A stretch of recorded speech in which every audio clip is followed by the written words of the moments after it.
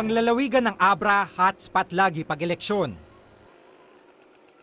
Ang itinuturong dahilan ang pagkakaroon ng private armies. Sa paglipas ng panahon, wala pa ring nagbago.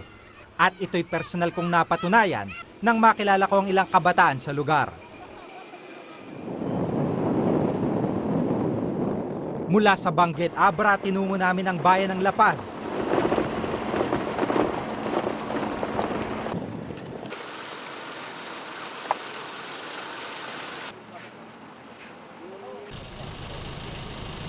Kinailangan naming tumawid ng ilog bago makarating sa lugar.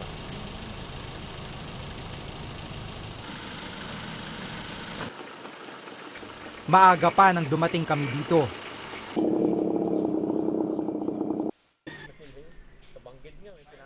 Ang mga kabataang ito ang agad bumungad sa amin. Abala sila ng aming datnan, hindi sa paghahanda sa eskwela, kundi sa pagsasanay sa paggamit ng baril. Mga miyembro sila ng private army, pero hindi lang sila basta miyembro. Ang ilan sa kanila, hitman pa o birador ng grupo. Si Amboy 17 anyos, pero 12 anyos pa lang daw siya, pumasok na siya sa grupo. Paano ka napasama sa grupong to? Ang trabaho lang po sa kanila na inaalagaan ko yung mga anak nila. Tapos hanggang sa natuto akong mag-drive, natuto akong humawak ng baril. Yun na. Hanggang sa meron na rin akong napatay.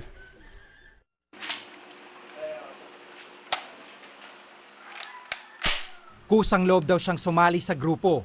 Sa kanyang murang edad, 4 na raw ang napapatay ni Amboy. Mga personal niya kaaway at mga kaaway sa politika ng kanyang amo. Anong pakiramdam mo nung unang magawa mo yun? Wala ho. Parang natulala lang. Ganun. Hanggang sa wala na, hindi ko na maiisip yung ginagawa ko. Walang bayad si Amboy sa kanyang ginawang pagpatay. Kapalit nung pagtira nyo dito, yung pagkain, ganun. Yun na lang ang kapalit. High school graduate si Joel. May pinsan daw siyang nasa private army at naengganyo siyang sumali din sa grupo. 14 pa lang siya nang unang makabira ng kanyang personal na kaaway. Sa edad na 17, 5 tao na raw ang kanyang napapatay. Bakit mo pinatay? Yun, kaaway ko yun sir eh. Kaaway ko, kaaway din nila. Kaya? Yun, pinatay ko na. Hindi ka ba nakonsensya? Hindi sir. Makonsensya man ako. Hindi. Masasama naman yun eh. Yun ang patay ko.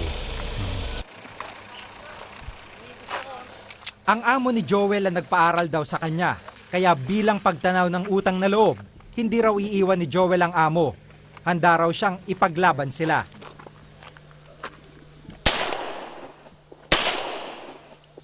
Hanggat may buhay ako sir, Ay, tutulungan ko sila sir.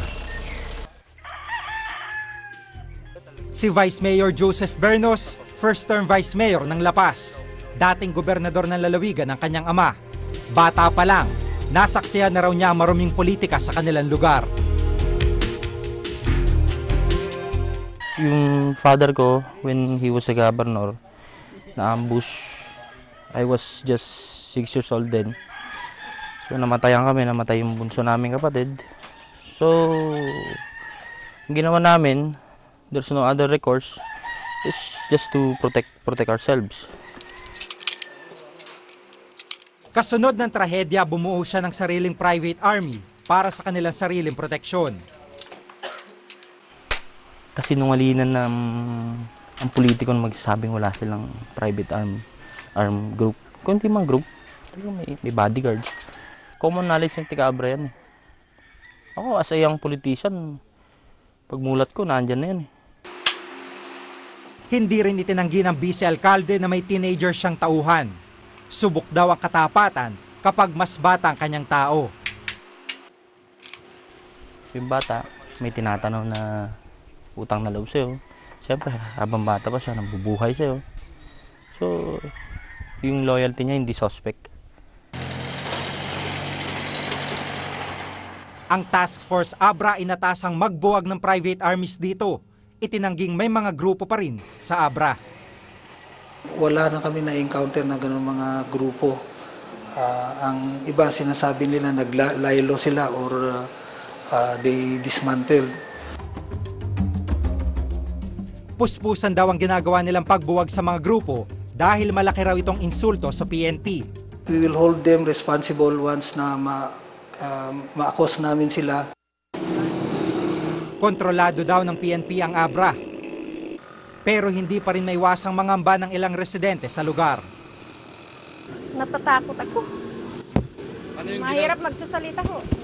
Yung mga officials dito, parang sila mismo yung naglalaban-laban.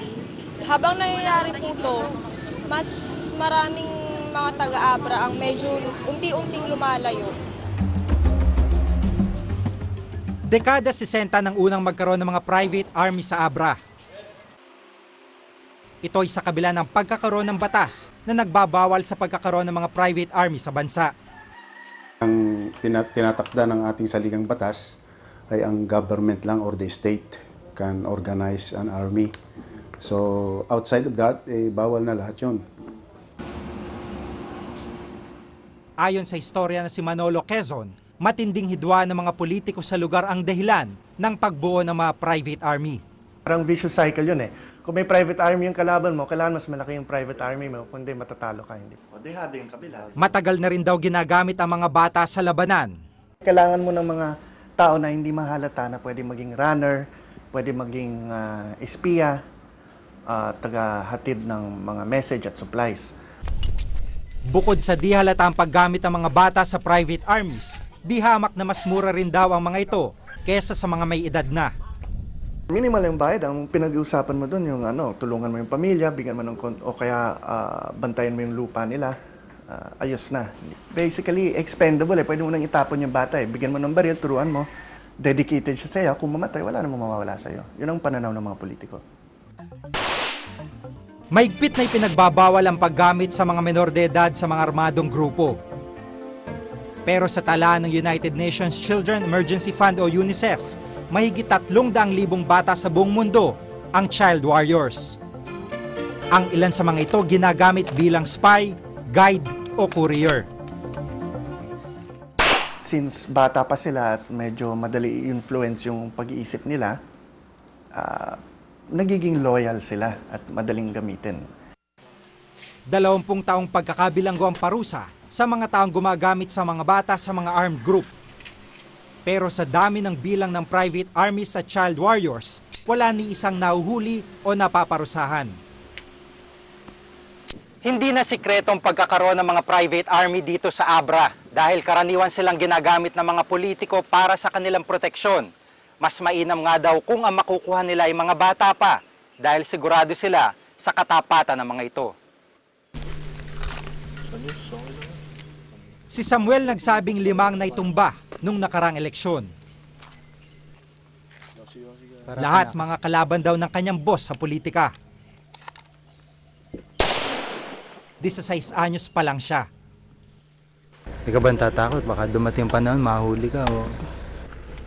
Wala daw akong bahala sa akin, boss. Kaya...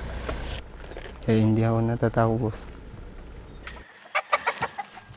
Uli lang lubos si Ronel. Nag-aaral ng high school, pero baril ang pinagkakabalahan.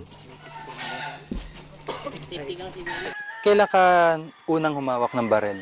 Anong edad mo? May pag-iisip na ako. Marami naman baril doon sa bahay nila. Tinitignan ko hanggang natutunan kong malabit. 13 anyos siya nang unang pumasok sa grupo. Nakapatay na siya ng isa at nagsisisi raw siya sa kanyang ginawa. Allowance at matrikula sa eskwela kabayaran sa serbisyo ni Ronel. Nagsisisi man, ipagpapatuloy pa rin daw niya ang pagsisilbi sa kanyang amo. Sila nagpalaki sa akin, dapat pagtanggol ko sila. Sa kabila ng kalagayan ni Ronel ngayon, punong-puno naman siya ng pangarap sa buhay. Ano bang pangarap mo pag nakatapos ka? Police. Gusto mo maging police? Bakit? Siyempre may pag may asawa ka na, magpapamilya ka na, dapat buhayin mo sila. Dapat may trabaho ka na maganda.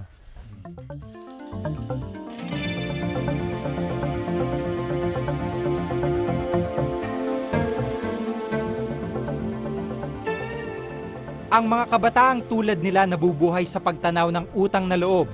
Ngunit hanggang kailan kaya sila gagamitin sa maras na mundo ng hidwaan sa politika? Ako si Jigo Manikad at ito ang nakatala sa aking Reporter's Notebook.